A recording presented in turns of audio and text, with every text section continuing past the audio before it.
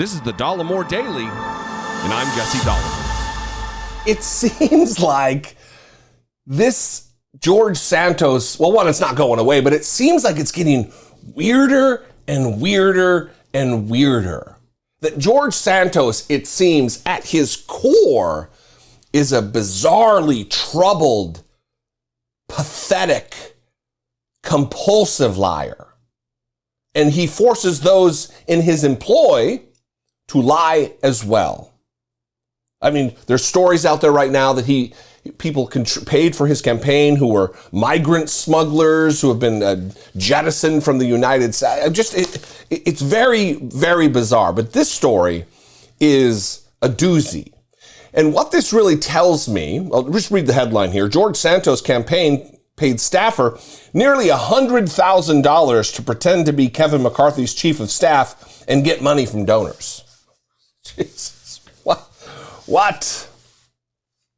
But what this tells me is that there is more to come. There's still more to be discovered. That the early tranche of dirt that was dug up, of the myriad lies that he told, is just the beginning. It's not just that he lied about his mom dying on 9/11 and then saying that she died on December 23rd, 5 years ago. I mean, maybe she did die on 9/11 and the December 23rd thing is the lie. There's no way to tell with George Santos. He's a broken, something's up.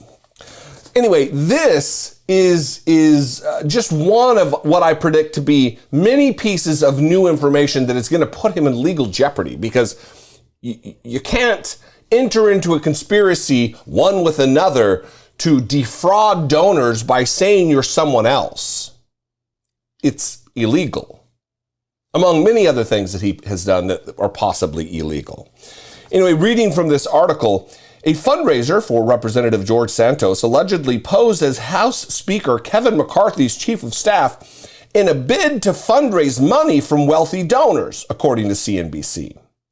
Sam Meal, who worked for Santos' campaign, is said to have impersonated Dan Meyer, who has served as McCarthy's chief of staff since 2019. In phone calls to donors during the 2020 and 2022 election cycles, people familiar with the matter said, per CNBC.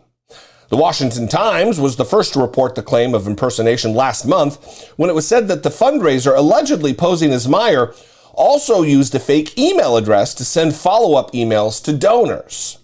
A source, a New York GOP operative who did not disclose their name, told the Washington Times that McCarthy's aides first became aware of the allegations after a GOP donor flagged contact from the supposed McCarthy aide as unusual in August 2021. According to CNBC, Santos's campaign paid Meal almost $50,000 for fundraising during the embattled lawmakers' failed 2020 run for Congress. Meal was also paid over $42,000 during the 22 cycle, Federal Election Commission data shows, per CNBC. Brendan Fisher, a deputy executive director of the watchdog Documented, and Robert McGuire, a research director at the watchdog Citizens for Responsibility and Ethics in Washington, both told CNBC that the actions could be seen as criminal conduct. Quote, a person who misrepresented themselves as speaking on behalf of a candidate in order to raise money may have committed a criminal violation, and any other person who knowingly and willfully participated in the plan could also face criminal charges, Fisher said in an email, per CNBC. A lot of per in CNBC in here. Look, I hope that the local authorities, because I believe they'll conduct the investigation more swiftly, get to the bottom of this.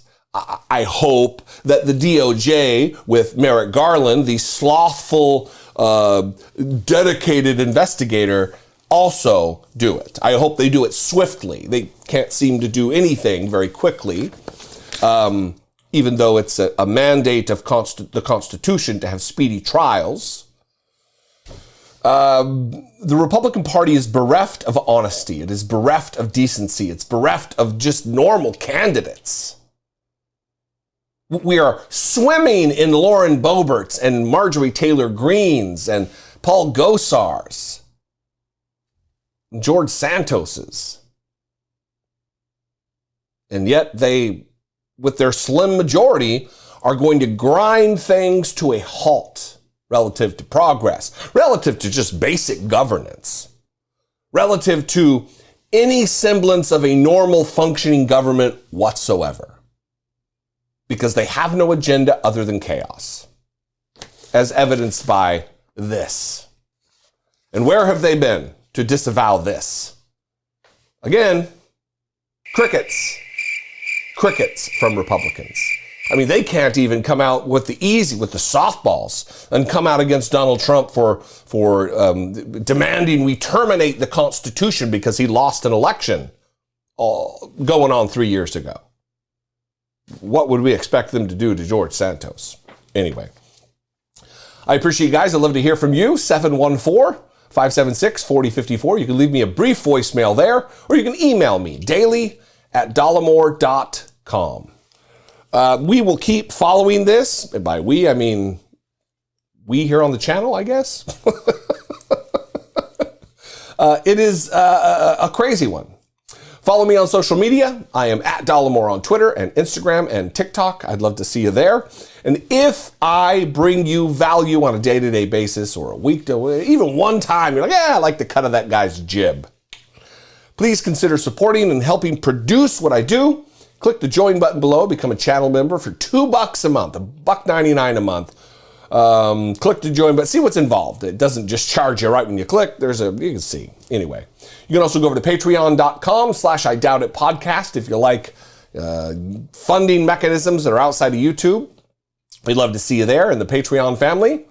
And I love seeing you every day. I appreciate you tuning in. I appreciate your engagement and your passion for the country. I'll see you next time.